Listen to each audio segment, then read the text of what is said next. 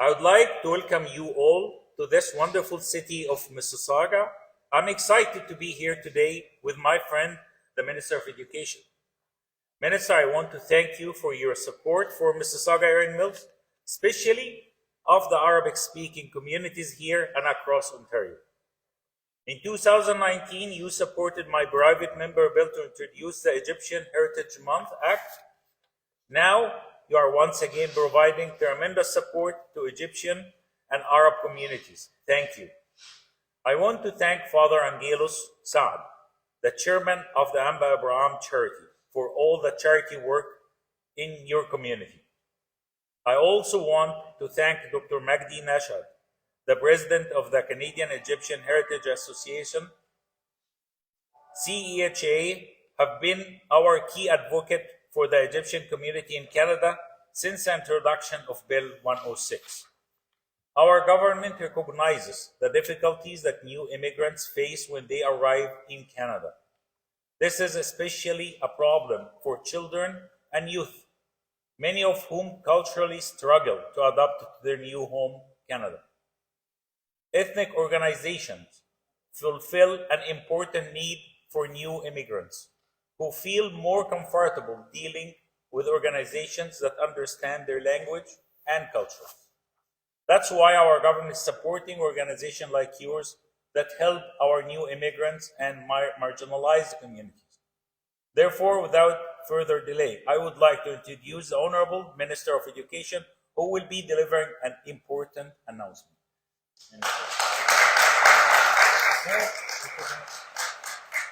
Well, thank you very much. I appreciate this. It is wonderful to be back and to see so many friends from the Egyptian and the Coptic community. I want to, first off, express my personal gratitude for the incredible leadership in this province, for the Egyptian, Canadian diaspora, for Coptics, for Christians, for families across Ontario, to Father Angelos. We are so grateful for all that you have done for Ontario. So thank you. I want to thank, of course, as well, Peter said, Magdi Nashat, Magdi Yesho, and other partners from the associations, the board of directors, the leaders who have helped to make this happen. But there's no person who could have delivered this if not for the strength, the perseverance, and the fundamental passion in his heart to serve the Egyptian Canadian community, to serve all Arabic Canadians that come to this country seeking opportunity, in this man, Sheref Sabawy. He is an amazing champion for families in Mississauga. He is an incredible representative of the Coptic community, of the Egyptian Canadian community. He is the only African-born individual from that continent in this parliament. And I'm just very grateful for all that he has done, what he continues to do, how he inspires us all, for his own personal story of overcoming adversity. And Sheref, thank you for all that you do for families. And thank you for working with me to get this incredible project done for families in the Egyptian and the Arabic communities. This is a very positive story.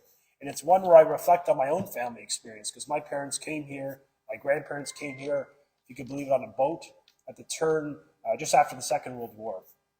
And they came here not as refugees, but really seeking economic opportunity after the Second World War. Italy was, bankrupt. It was a tough place to live, to find employment. Their job was just to live and to eat, really. It was a very simple life. And I think of their journey and their sacrifice and the difficulty they faced. Now, this is, we're talking about the late 50s. The world has changed, but we still have challenges with language and with discrimination. These things remain true. I mean, our society has evolved, but we still see newcomers facing difficulty.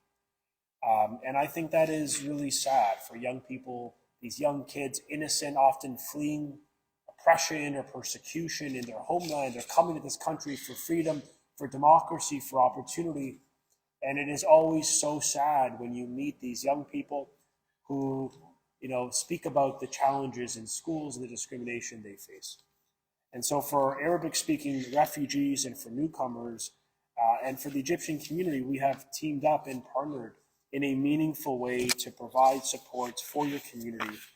And specifically for work to help strengthen language proficiency, to help young people, families integrate in our society, learn the language, get job training, and ultimately get a job, own a home, and really be able to pursue the full apprenticeship of being a Canadian. But you need the language. You need to have capacity in one of our official languages.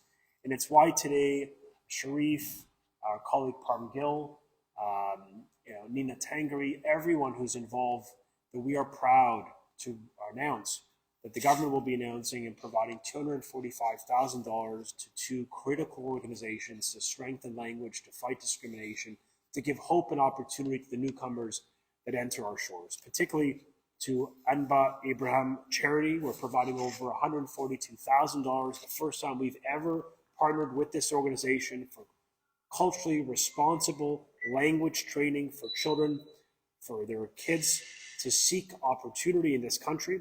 Arabic-speaking refugees and newcomers for children, specifically age grades 6 to 11 here in Peel region, specifically tailored for the families of this region, where so many Arabic immigrants are coming to refugees.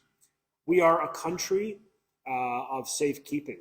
Today the Premier announced that we're going to be providing more support for the refugees, often the mothers and kids fleeing the war in Ukraine because of Vladimir Putin's oppression and the illegal war there. And we think about all the other families, these young kids, these moms that come with their children to Canada, and all they want is the best for their families.